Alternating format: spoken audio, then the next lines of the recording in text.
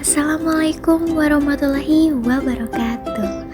Jadi teman-teman, hari ini kita akan membahas mengenai fiqh munakahat. Eits, tapi sebelum kita memasuki ke materi, kita kenalan dulu nih. Di sini ada Kesha Aurora dari absen 17, ada Lailia Marsha dari absen 19, dan ada Artika Lintang dari absen 4. Pengertian dari fikih munakahat. Fikih munakahat terdiri dari kata munakahat yang berasal dari kata nakaha yang berarti kawin atau perkawinan. Jadi, fikih munakahat adalah hukum yang mengatur tata cara perkawinan atau pernikahan dan segala hal yang berkaitan dengannya. Menurut Imam Ahmad bin Umar Asy-Syatiri dalam kitab Al-Yaqut Al-Nafis, mendefinisikan nikah secara bahasa berarti menggabungkan dan berkumpul. Sedangkan menurut istilah syariat, nikah ialah suatu akad yang menjadikan bolehnya seorang laki-laki dan perempuan melakukan hubungan suami istri. Sedangkan dalam Undang-Undang Nomor 1 Tahun 1974 menjelaskan bahwa pernikahan adalah ikatan lahir batin antara pria dan seorang wanita sebagai suami istri dengan tujuan membentuk keluarga atau rumah tangga yang bahagia dan kekal bersama berdasarkan ketuhanan yang Maha Esa. Fikih munakahat bersumber dari ajaran Al-Quran dan hadis sebagai dalil naklinya.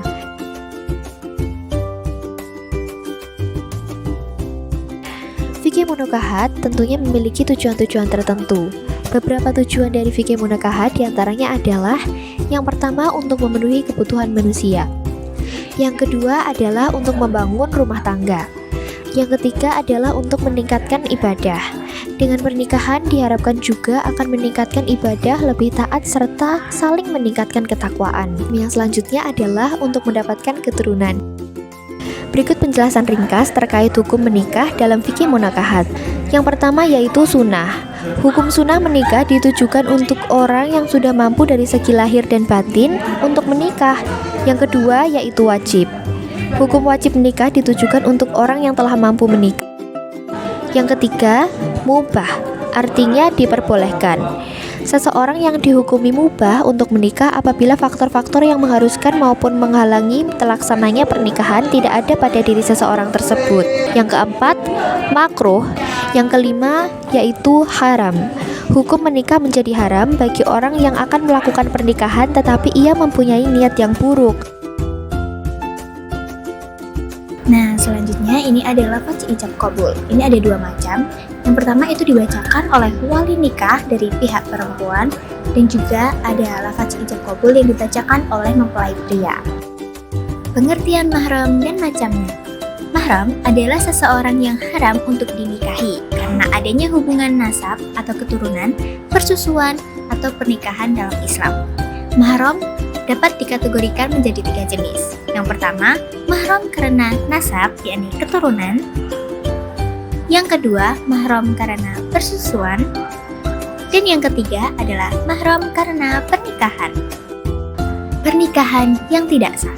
Pernikahan yang tidak sah disebabkan karena tidak memenuhi syarat-syarat sahnya. Yang pertama, menurut peraturan hukum.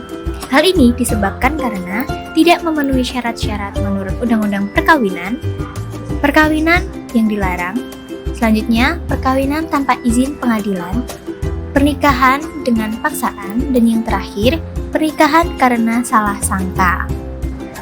Yang kedua, menurut peraturan syariat agama. Ini disebabkan karena nikah syikhar, kedua, nikah mut'ah, nikah muhalil, pernikahan dengan orang ihram, dan pernikahan dengan wanita musyrik. Selanjutnya, hak dan kewajiban suami istri. Suami wajib memberikan nafkah lahir dan batin, serta menjaga martabat istrinya. Istri mempunyai kewajiban menjaga rumah tangga, taat kepada suami, dan menjaga kehormatan diri. Apa sih talak itu? Talak merupakan perceraian yang dilakukan oleh suami terhadap istrinya dengan mengucapkan sebuah lafaz tertentu. Jadi, apa saja hukum talak? Yang pertama ada talak wajib, lalu talak sunnah, dan talak mubah. Setelah itu ada talak makruh, dan yang terakhir ada talak haram. Lalu, macam-macam talak itu ada 3 yang berkemungkinan rujuk. Yang pertama talak raj'i, yang kedua talak bain.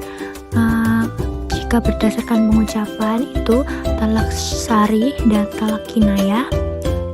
Yang ketiga berdasarkan jumlah itu talak 1, talak 2, dan talak 3.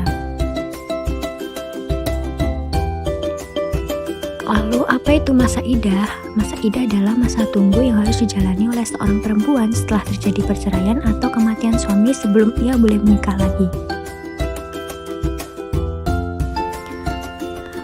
Lalu apa sih rujuk itu?